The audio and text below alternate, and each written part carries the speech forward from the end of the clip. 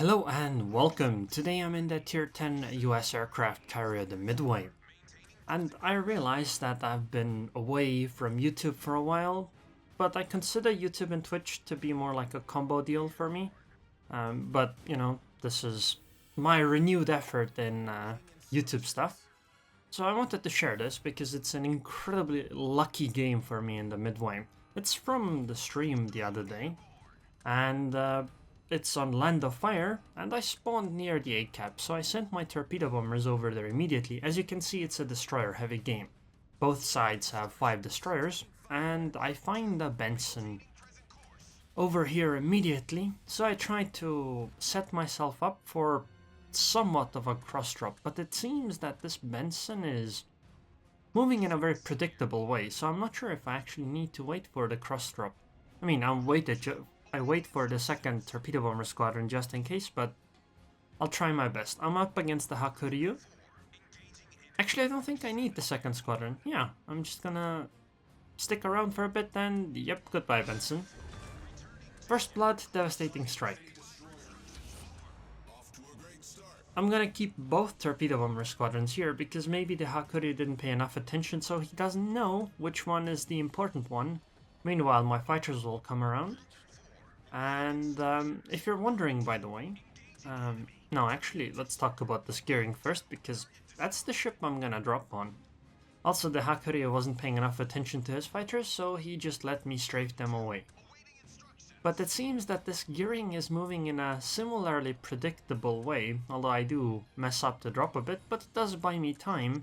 You know, it might make the DD unable to realize when I properly drop, but this should hit decently. And goodbye gearing. 2 devastating strikes, 2 minutes 43 seconds into the game. Why not? And this is what I was talking about being really lucky. So I've been playing Midway recently a lot, especially on stream. You know, those that watch the stream should definitely have realized that. And the reason is that I think right now Midway is the stronger carrier. After the nerf, I think Hakuryuu is better, but it depends, you know, they still haven't gone live with the nerf, so it's hard to say if they'll stick with it because they have changed it on PTS, right? And the reason why I think that Midway is a stronger carrier is because she just has so many more replacements, particularly the number of fighter replacements, right? But there are actually many things that I think the Hakuryuu is better at. For instance, the Hakuryuu has much less recharge time on the planes. The Hakuryuu also has stronger torpedo bombers, that is, in terms of health. Hakuryuu torpedo bombers have 2500, Midway has 2000, and they have a similar amount of replacements. And by the way, this Kurfürst is also going to burn now because I set her on fire, then she damaconed, and then I set her on fire again, meaning that she doesn't have DCP available, so this fire will just burn away. Or these 2 fires will burn away. My torpedo bombers will also do a follow-up over there. So, back to Hakuryuu versus Midway, right? So, Hakuryuu loses to Midway because she doesn't have as much fighter power. But if you make the fighter power equal or give an advantage to Hakuryuu, I think Hakuryuu is going to definitely be the better choice. Which is why I'm playing my Midway games now, while I still can, because I'm not quite sold on whether I can do it later, at least, you know, having as much fun or an advantage like this. Although, I'll be honest, I am looking slightly forward to Hakuryuu, because having torpedo bombers that not only have, like, what is that, 25% more HP? The Hakuryuu torpedo bombers also fly 20% faster, meaning that when you have a similar amount, Hakuryuu is just so much more survivable with the torpedo bombers. The dive bombers aren't as good though, which is something I will definitely miss, but you know, there are some advantages and disadvantages. And I wonder if we'll be able to take care of that Kurfürst. Now, I know this is a strafe from behind, but the reason I do it is because it's a Hakuryuu, you know, less planes than a Midway. If this had been a Midway, I probably would have just let these planes go, since there would be no real reason, since it's very unlikely I would be able to deplane a Midway during even 20 minutes, really. I mean, it's possible, it happens all the time to me, but considering how this game is going and how quickly we're winning, I don't think it makes much of a difference. Might as well keep the ammunition, right? And now we're going to set this. Kurfirstan, I guess we don't set her on fire after all. Wow, I got really unlucky there. Only 2 dive bombers hit. And neither of them started a fire. I mean, it might be possible that the Grosse Kurfürst used their damage control party here, but I kind of find it unlikely. But if she did, you know, the follow-up will set her on fire and she will not have a damage control party for that. So let's see how this will go. Come on. Ooh, triple fire. If she has damage control party available, she'll immediately use it, or at least she should. But she doesn't appear to be, which probably means that during my earlier drop, she was actually using damage control party. And this means that this Kurfürst should go down, so we only have to deal with the 2 miseries over there, a Des Moines, a Gearing, and something else I can't tell. Oh, an Amagi. And there goes the Midway. It's 7 minutes into the game. I have sunk 4 ships, 150k damage already. This game has been really, really lucky. You really shouldn't expect something like this from your CV.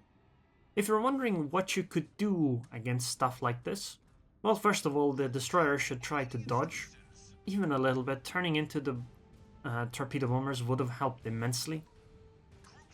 Second of all, I think they should have grouped up more, like the 2 Grosse Kurfürsts pushed pretty much alone with the 2 DDs. They really should have expected, or, you know, used something more. Because you only need to have 2 capzones on this map to go equal, right? Meaning that if you go one side and take the capzone, then that would be good enough. So the Grosse Kurfürst going with the 2 miseries, or the Des Moines, would have been, in my opinion, good. So, enemy fighters are coming around because, well, I'm a Midway, I have a lot more fighters, and secondly, the game is probably over. We should have won this one. I'm going to pull my fighters into the anti-air of these ships to ward off the enemy fighters, right, so that I can somewhat safely drop on this Missouri. I was afraid that the Missouri would go on the other side of that wreck of the other Missouri, but she didn't, so I can't really drop her, because I'm sure that wreck would have stopped at least a little bit. Could have been a better drop, but it is what it is. I don't think I would have been able to sink this Missouri anyway, so I had to do a dive bomber follow-up regardless. Or I guess I don't, because a friendly Missouri finished the job for me. I'm also sailing closer with my carrier, but yeah, this game's pretty much over.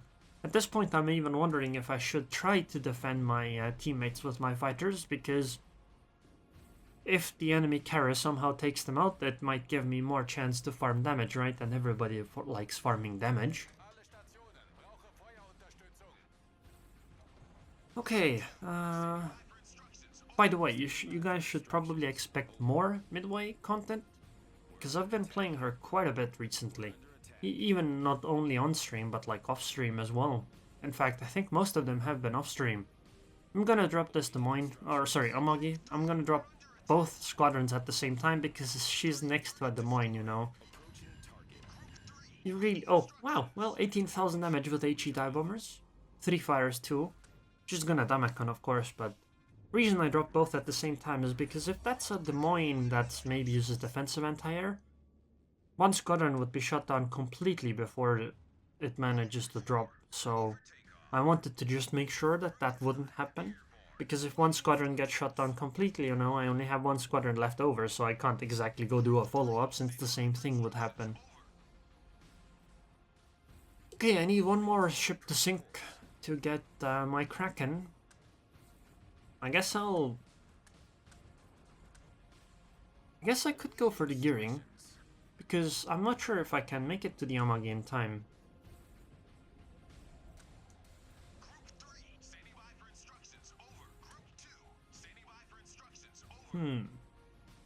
Yeah, I mean, look, they're low HP. The Amagi is very low.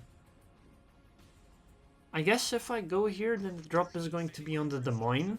because the Amagi is likely going down before I get there. Is that worth it? Maybe I should go look for the gearing instead. Yeah, I don't think going here is a good idea, because if that Amagi dies and the Des Moines stays stuck next to her, I would have to fly to the other side to be able to drop on her. So I think the better choice is the gearing. Besides, the Des Moines is low HP too, so she might just get taken out right here. Although she is surviving a surprisingly long amount of time, but there's the gearing. She smokes. I think she'll start reversing here and keep reversing, but hopefully, you know, one of the torpedoes clips her and takes her out. Oh, well, there it is. And that's a Kraken Unleashed. And I don't think I'm going to make it for this Des Moines. Yep, and there's the game. 11 minutes and 35 seconds. And we sunk all of them. And I got a little bit of damage this game. 215,000, 2 devastating strikes, a Confederate, a Kraken Unleashed, a First Blood, and a High Caliber. But I only shot down 17 planes. On the other hand, you know, the enemy carrot did not engage me all that much, so that kinda makes sense, right? Here's the XP. Wow! I wasn't actually number 1! That Khabarovsk... Wow! Look at this. The Khabarovsk got 2,336, I got 2,329. But number 2 is less than 1,400. Me and that Khabarovsk definitely outdid everyone else in this game. We're probably the reason we won this hard, and as you can see, those 2 DDs that I sunk early on, both of them had pretty poor games. It happens. Wow, and I actually even spotted for my team, 128k spotting damage. Almost even got a Witherer too. Well, almost. Not quite there though. And here's the credits and XP. Anyways, I hope you guys enjoyed this video. I would like to thank the Patreons on Patreon. Thank you very much for your continued support, Gregory, and I hope I'll see you guys next time.